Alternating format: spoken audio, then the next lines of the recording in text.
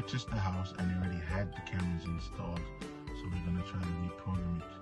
We might run into some problems, and that problem is the camera is probably still attached to the old account. And if we do run into that problem, we're gonna have to reach out to the previous customer and see if we can get it removed. All right, so stay tuned.